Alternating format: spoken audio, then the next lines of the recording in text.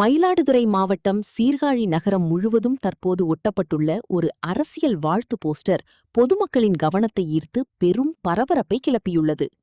பிரபல தொழிலதிபர் லாட்ரி மார்ட்டினின் மனைவியும் சமூக ஆர்வலருமான மார்ட்டின் லீமா ரோஸ் அவர்களை வாழ்த்தி சீர்காழி நகரம் முழுவதும் பிரம்மாண்டமான போஸ்டர்கள் ஒட்டப்பட்டுள்ளன.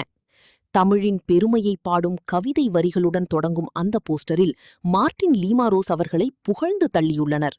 குறிப்பாக, வறுமையை ஒழிக்க வந்த தாயே, மக்கள் வெள்ளமே, புதிய விடி வெள்ளியே, ஏழைகளின் தலைவியே என்று உருகியதோடு மட்டுமில்லாமல், தமிழகத்தின் எதிர்காலமே, எங்கள் அம்மா மார்ட்டின் லீமா ரோஸ் அவர்களை வாழ்த்துகின்றோம் என்ற அதிரடியான வாசகங்கள் அடங்கிய போஸ்டர்கள் சீர்காழியின் முக்கிய வீதிகள், நாற்கர சந்திப்புகள் என நகரம் முழுவதும் பரவலாக ஒட்டப்பட்டு அனைவரின் பார்வையும் தன்பக்கம் இழுத்துள்ளது.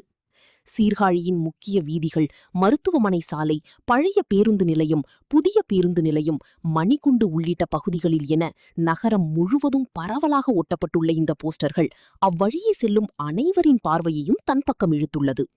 மயிலாடுதுறை மாவட்டம் சீர்காழியைச் சேர்ந்த வெள்ளியங்கிரி புருஷோத்தமன் என்பவரால் இந்த போஸ்டர்கள் ஒட்டப்பட்டுள்ளன. சீர்காழி பகுதியில் திடீரென மார்ட்டின் லீமா ரோஸை தமிழகத்தின் எதிர்காலமே என்று அரசியல் முகம் கொடுத்து முன்னிறுத்தி ஒட்டப்பட்டுள்ள இந்த போஸ்டர் உள்ளூர் அரசியல் வட்டாரத்திலும் பொதுமக்கள் மத்தியிலும் இப்போது ஹாட் டாபிக்காக மாறியுள்ளது. லால்குடி சட்டமன்ற உறுப்பினராக உள்ளார் என்பது குறிப்பிடத்தக்கது.